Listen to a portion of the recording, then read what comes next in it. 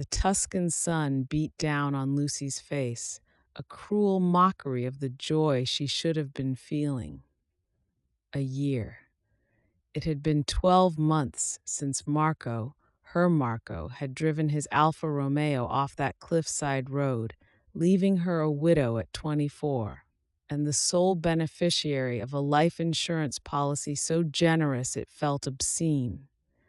She sat in the opulent office of Signor Rossi, her insurance broker, the scent of leather and old money thick in the air.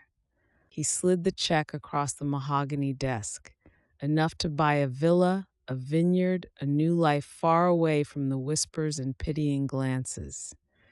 That night, celebrating with a solitary glass of Chianti in her small Rome apartment, a shadow fell across her doorway. A man, tall and lean, with eyes like chips of flint, introduced himself as Alessandro. He claimed to have been a friend of Marco.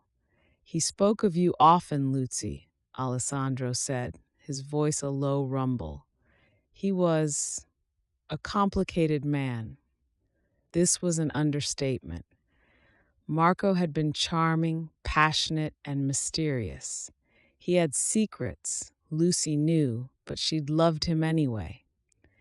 Alessandro's visits became frequent. He'd ask about Marco, about the insurance money, his questions veiled in concern, but edged with a sharpness that made Lucy's skin crawl. Then came the phone calls, whispers in the dead of night, threats disguised as warnings. One sweltering afternoon, a package arrived, a photograph of Marco's wrecked car, circled in red ink, with a single word scrawled beneath, "Accidente?" Lucy knew then it hadn't been an accident. Someone wanted the money, and she thought she could be next for the chop. Lucy couldn't trust the police. Alessandro seemed to know everyone. She had to disappear. She used a portion of the insurance money to buy a small, dilapidated farmhouse in the remote hills of Umbria. She changed her name, dyed her hair, and learned to speak with the local dialect. Lucy became a ghost, a shadow, tending to her small garden and listening to the wind rustling through the olive trees. But the past, like the Tuscan sun, was relentless. One evening, as she sat on her porch, a familiar silhouette appeared against the fiery sunset. Alessandro. He hadn't forgotten. He never would. He smiled, a predatory glint in his eyes.